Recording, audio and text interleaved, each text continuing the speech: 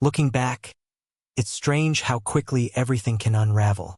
One moment, life is steady, predictable, and the next, it's falling apart in ways you never saw coming. I used to live in a quiet, family-friendly suburb just outside of London. One of those places you picture when you think about raising kids. It was peaceful, the kind of place where everyone knew each other, and the houses were all neat and tidy. My wife, Emily, and I had this perfect life, or at least that's how it looked on the outside. It was the kind of life that made people jealous. We had it all. An ideal marriage, a beautiful home, the respect of our neighbors. Our closest neighbors were Ethan and Olivia, and honestly, they felt more like family than friends. For over a decade, our families had been inseparable. We'd have barbecues on warm summer nights, stay up late watching fireworks on New Year's Eve, and go on double dates. We'd even make trips to the beach together, laughing and soaking up the sun. The four of us spent countless nights staying up till sunrise, sipping wine and talking about everything, from our work struggles to reminiscing about our childhoods. But here's the thing. Despite all that closeness, Olivia and I had a connection that was different. It was hard to put into words, but there was just something about the way we clicked. We'd have these long, late-night talks about life, about our hopes, our frustrations, our dreams. She was the kind of person I could talk to in a way I couldn't with most people. During family dinners, we'd sneak away to the garden, leaving the others behind to play some silly game or talk about nothing. It was our little escape, our secret understanding. We were both carrying burdens, things we never shared with anyone else. Then one night, everything changed. Ethan had gone away on a business trip to Bristol, I think. And that's when Olivia called me, out of the blue. There was this trembling in her voice, like she was scared. She asked me to meet her at a pub called the Rusty Nail. A quiet little place, nothing special, just a handful of tables and low lighting.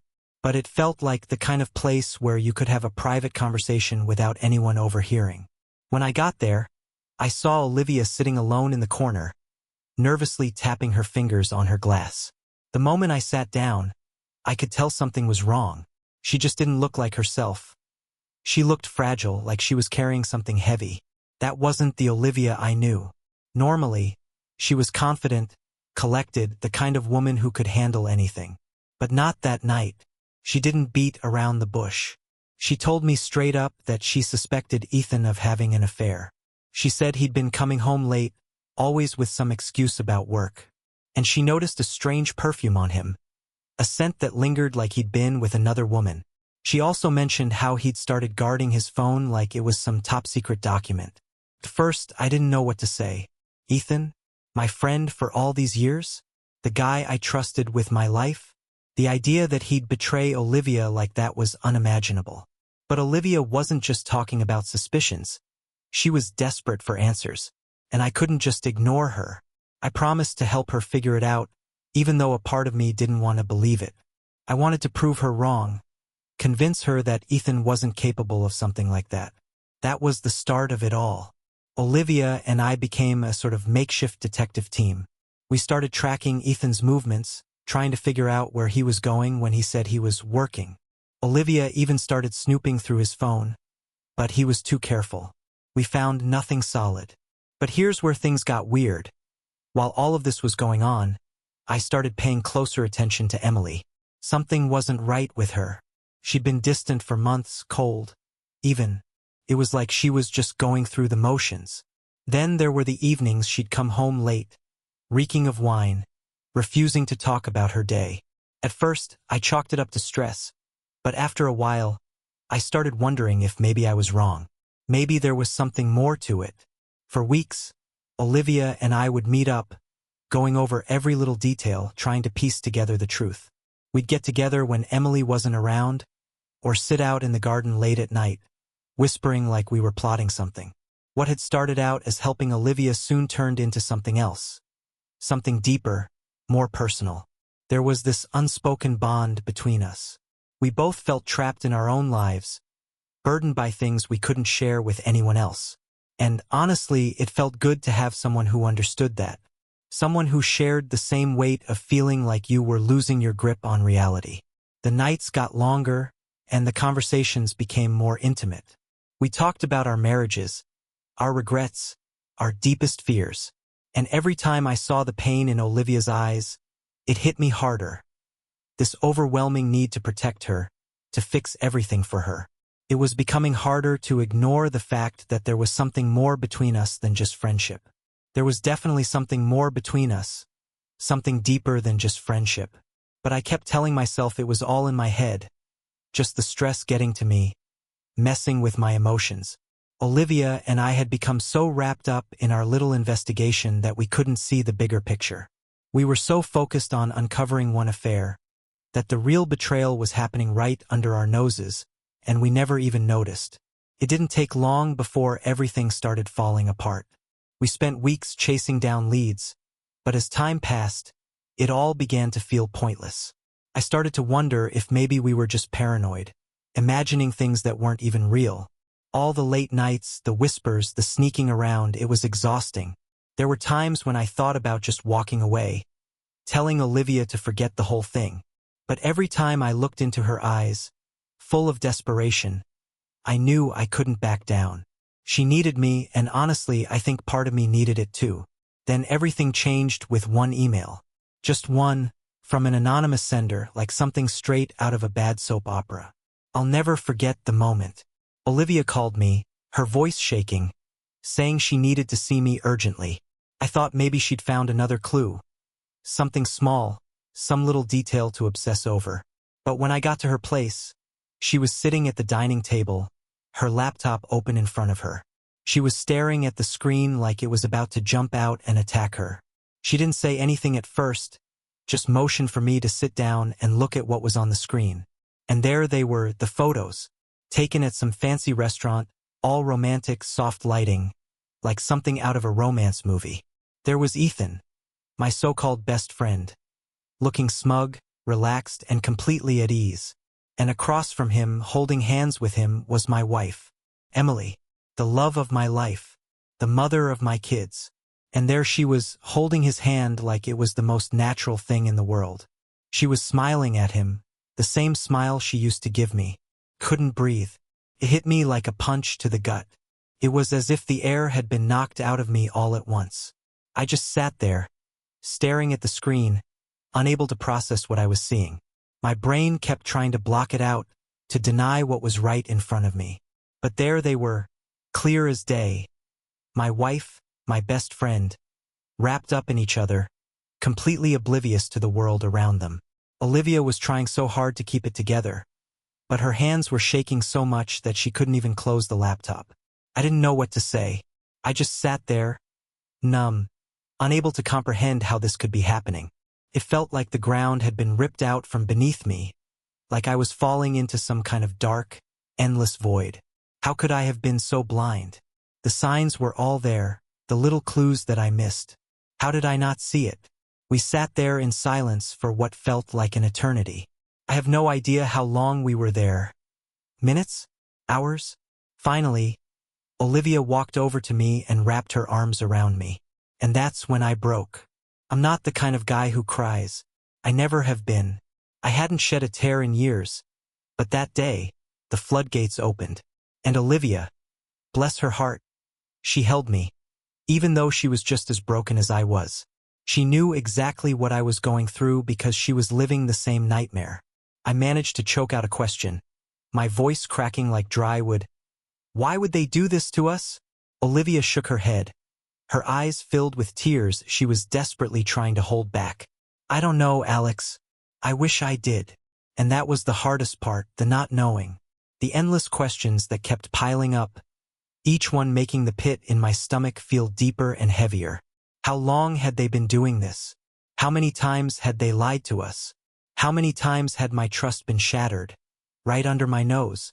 The thought of Emily sneaking around behind my back, hiding a secret life with Ethan, made me sick to my stomach. All those late nights she said she was working, the girls' weekends, the little lies she fed me.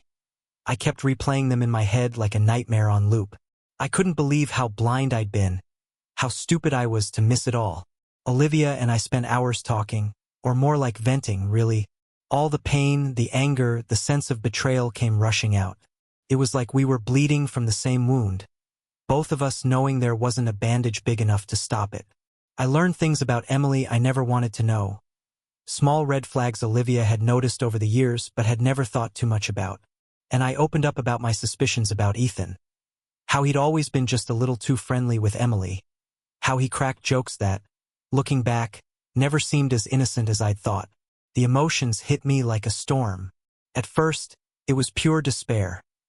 A deep, sickening feeling that I'd lost everything that mattered to me. But that didn't last long. Soon it turned into rage. Blinding, white-hot rage. Not just at Ethan. Not just at Emily. But at myself. How could I have let this happen? I had always believed I was the one who was supposed to hold my family together, that it was my job to protect my marriage. But I failed. Now everything was shattered. Olivia was furious, maybe even more than I was. She went on and on about how Ethan had always been her rock, the one person she could trust with everything. And now he was nothing more than a lying, cheating piece of trash. As we sat there, feeding off each other's anger, one thing became clear. This wasn't just about broken hearts anymore. We were after revenge, and not some petty kind either. "We need to make them pay," Olivia said, her eyes burning with a mix of pain and pure resolve. "They need to regret every single second they spent together." At that moment, I didn't need convincing. I was in. I'd do anything to make Emily and Ethan feel even a fraction of the agony we were going through. So here we were, two people, betrayed by the ones we loved most, now united by a thirst for revenge. I had no idea what would happen next, but one thing was clear. Emily and Ethan had messed with the wrong people, and it was time they learned exactly what two scorned spouses were capable of. For a long time, I thought that catching Emily and Ethan in the act would give me some kind of closure, that once I had the proof, everything would make sense. But the deeper we dug, the more it felt like quicksand. The more we uncovered, the deeper I got, leaving me feeling helpless, angrier, and more lost than before. Olivia and I promised each other we wouldn't do anything hasty. We'd been knocked down, but we were smart enough to know that acting recklessly would only make things worse. We needed a plan, so that's exactly what we did. We spent weeks gathering intel, playing detective, trying to figure out just how deep this mess ran. Olivia kept a close eye on Ethan's schedule, snooping through his phone whenever she could. Me? I started watching every move Emily made. Honestly, I wish I could say I was shocked by what I found. But once the truth starts to sink in, you begin seeing the signs everywhere. She was practically a stranger in our own house. Her so-called work evenings became more frequent, always conveniently lining up with Ethan's client meetings.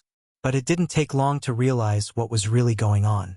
The mood swings, the way she'd blow up over the smallest things. She was pushing me away, building walls around herself, making room for whatever she was doing outside our home. And those nights when she'd come home, exhausted, muttering she didn't want to talk, I knew something was wrong. The stench of cheap wine would cling to her no matter how much she tried to mask it. I wasn't blind. I should have put it all together, but I didn't. When you're in love, it's easy to ignore the glaring red flags. Meanwhile, Olivia and I were getting closer. Closer than I'd ever intended. It wasn't planned. It just happened. We spent so many late nights together, talking in whispers like we were plotting against the world. It felt like we were in this together, a team, rowing through the storm side by side. Every night was a new chapter in our investigation, a new clue to piece together. We both knew we couldn't confront them with just suspicions. Words alone wouldn't be enough. We needed proof. Real, undeniable proof that left no room for excuses. It was the only way to take back some control from the chaos they had created. So we made a decision. We were going to see this affair with our own eyes. The thought terrified me. I had no idea how I'd react once we had the truth, but we were already too far in. Anything was better than staying in the dark. We bought a small, discreet camera, something we could hide easily. I felt an adrenaline rush as we set it up at Ethan and Olivia's place, then did the same in mine just to be sure. It felt like something straight out of a spy thriller, except this was real, and the stakes couldn't have been higher. One evening, Olivia came over to my house. Emily had said she'd be working late. What a surprise. We had a few hours, just the two of us, to go over the footage we'd gathered. We sat on the couch, huddled together over my laptop, the weight of what we were doing settling in. For a while, there was nothing. We scrolled through hours of footage that felt like a waste of time, hoping for that one moment that would expose everything. But as the hours passed, the silence between us grew heavier. It was one of those moments when everything suddenly clicks. We were waiting for something to happen, but in that stillness, something else started to brew between us. You ever feel like something's on the verge of happening, but you just can't put your finger on it? If you don't know what that was, let me put it this way. The air between us felt charged, like every emotion we'd been bottling up was ready to explode. In that moment, it wasn't just about the mission anymore. It wasn't just about uncovering their lies. It was about two broken people, each desperately trying to find something that resembled wholeness again. Olivia looked at me, and in her eyes, I saw it. A silent plea, maybe for comfort, maybe for an escape from the crushing weight we were both carrying. I felt it too, that aching longing to be seen, to be held, to not feel like I was fading away into nothingness in my own life. Like I was being pushed aside and forgotten by the woman I loved. "This is all so messed up," she whispered, her voice trembling. I could barely find my words to reply. "Yeah, it really is," I managed to say. We sat there, inches apart, but it felt like we were in two completely different worlds. Then suddenly, everything shifted. I don't know who made the first move. It's hard to remember the details when everything is so raw, but before I knew it, she was in my arms, and I was kissing her like I had no other choice. Like it was the only thing keeping me tethered to reality. I know what you're thinking. I know you're wondering how I could do it, how I could betray my marriage like that, even after everything Emily had put me through. But in that moment, none of it mattered. All that existed was the two of us, clinging to each other, trying to make sense of our broken, shattered worlds. We didn't make it to the bedroom. Hell, we didn't even make it off the couch. It wasn't tender or romantic. It was rough. It was urgent. It was everything we needed it to be right then and there. And I'd be lying if I said part of it wasn't about revenge, about regaining some sense of power in a situation where we felt completely powerless. But it was also about feeling wanted again, about finding comfort in someone who understood the pain, the betrayal, the helplessness we were both drowning in. Afterward, we just lay there, tangled in each other. The glow of the laptop screen cast an eerie light over us. There was no awkwardness. No regret. Just this strange, quiet calm. Like we'd found something we hadn't even realized we were looking for. For the first time in what felt like years, I felt okay, maybe even hopeful in some strange, twisted way. But when morning came, reality came crashing back. We didn't talk about what happened. We didn't try to explain ourselves. We didn't try to define it. We both knew it didn't change anything. We were still two people whose lives had been torn apart by the ones we loved most. But, at least for that moment, we had each other. And while I knew this wouldn't end in some fairy tale, I couldn't help but hope that maybe Olivia and I could somehow make it through this mess together. Because sometimes, the only way to find the light is to walk through the darkness first. After everything, after discovering Emily and Ethan, after that night with Olivia, you'd think I'd want to wash my hands of it all and move on. But you don't just move on when your whole world is crashing down around you. No, what we wanted wasn't closure. We wanted revenge. And honestly, we didn't care who got hurt in the process. We didn't act on impulse, though. There were no wild confrontations. We took our time, carefully planning our next moves. This wasn't some desperate, impulsive act. It was a calculated, methodical approach. We wanted them to pay, and we were willing to do whatever it took to make sure they did. We were like two military strategists plotting our next move. In our minds, the only way to win this war was to burn everything down. The first thing we did was step up our game. The single camera we'd hidden earlier had been enough to catch small glimpses of their betrayal. But now we needed something bigger. We needed proof that would leave them no way out, no way to lie or worm their way out of the mess they'd made. So we went all in, multiple cameras, one in our bedroom, one in the living room, and one in Ethan and Olivia's place. Setting everything up wasn't easy. It took several failed attempts before we got it right. I can't even count how many close calls we had. sneaking in and out of our homes like thieves, praying we wouldn't get caught. It was dangerous, reckless, but it felt necessary. And every time my heart raced with the adrenaline of it all, I told myself it was worth it. Then came the waiting. Days turned into weeks, and we waited for the cameras to catch something. Anything that would give us what we needed. In the meantime, Olivia and I kept our distance. Whatever had happened between us that night, whatever temporary comfort we'd found in each other, we knew we couldn't lose focus. This wasn't about us. It was about them. It was about making them pay for everything they'd done to us. I still remember the night we finally got our first real footage. I was sitting in my living room, zoning out in front of the TV, when Olivia called. "Alex, you need to come over now." Her voice was frantic, breathless, and I could tell something big had happened. My heart started racing as I rushed to her place, my mind spinning with possibilities. When I walked in, she didn't say a word. She just handed me her laptop and hit play. And there it was, Ethan and Emily, tangled up on my own damn couch. Seeing them like that made my stomach twist in a way I can't describe, but I couldn't tear my eyes away. And then I saw it. Emily was wearing that dress, the one I bought her for our anniversary, the one she'd always claimed she didn't like and shoved to the back of her closet. But there she was, wearing it for another man on my couch in my house. My hands balled into fists so tight, my knuckles turned white. Olivia, though, she was calm, quiet. By then, I think the tears had dried up, leaving only cold, unrelenting determination. "We've got them," she said, her voice steady. But those words hit me like a freight train. "We've got everything we need." And it was true. The footage was crystal clear. It wasn't just a one-off either. Over the next few days, we caught them again and again.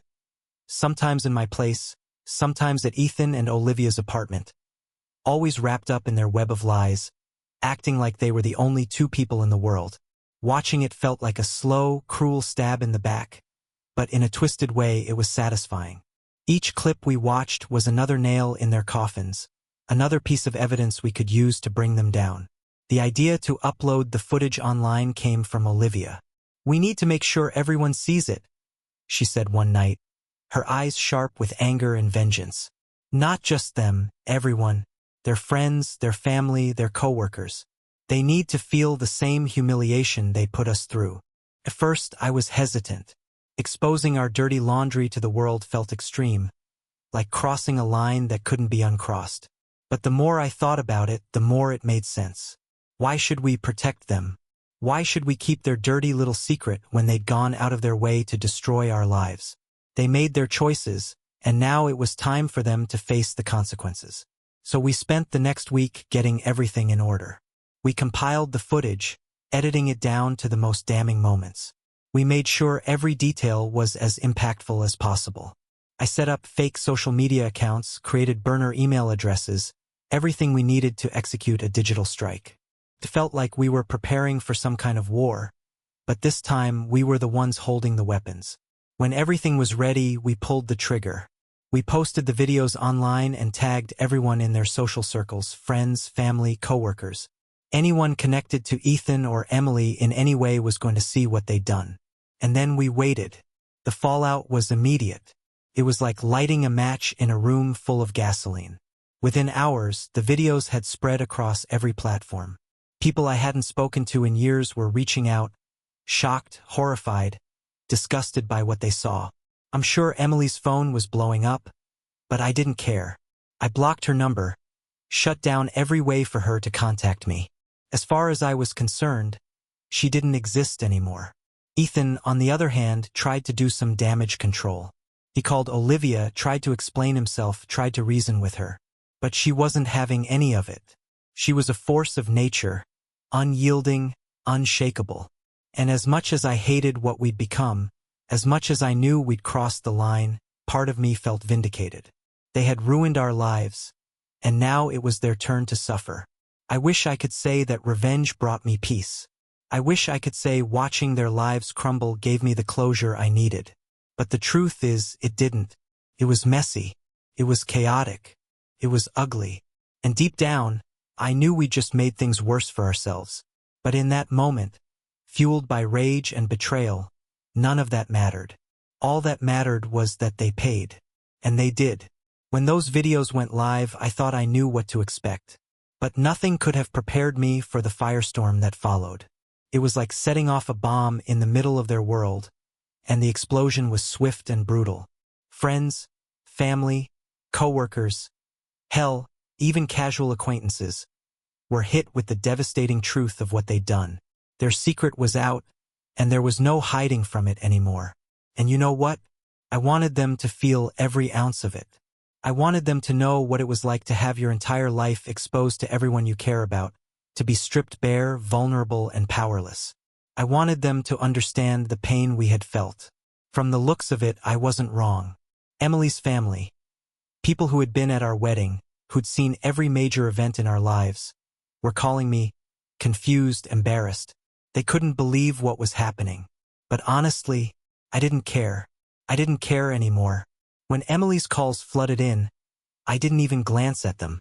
I let every single one go straight to voicemail and erased the messages without a second thought. What could she possibly say that mattered? Oh, it was just a mistake. Or, I'm sorry, it meant nothing? No. She destroyed everything we'd built for a quick thrill with Ethan. The one person I had trusted more than anyone. Not a chance in hell would she get another shot at manipulating me. I blocked her on every platform, social media, email, phone.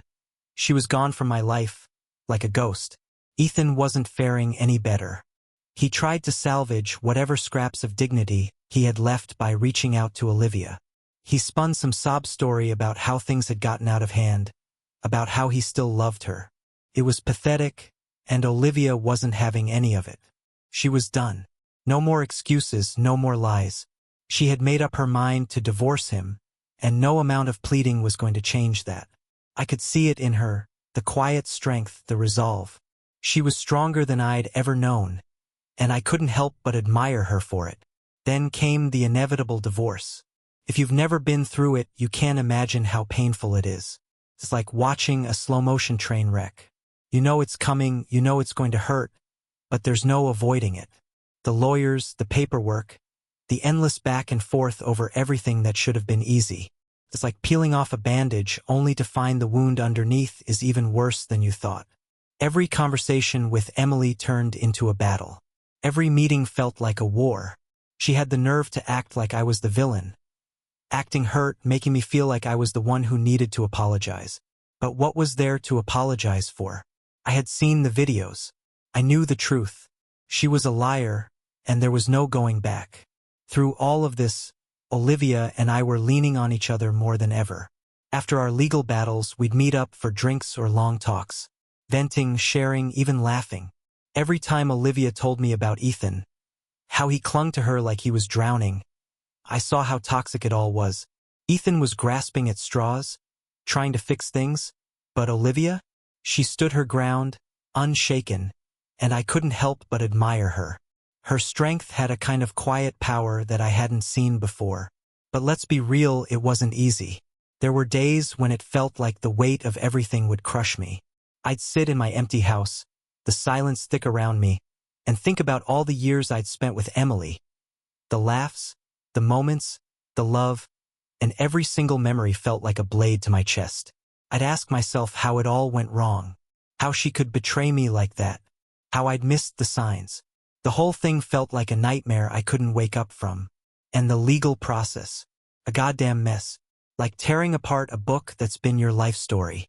The lawyers tried to keep it civil, but there's no civility in a divorce when there's betrayal in the mix. Every single conversation was a fight. Who gets what? How do we split it all? Each argument opened a new wound.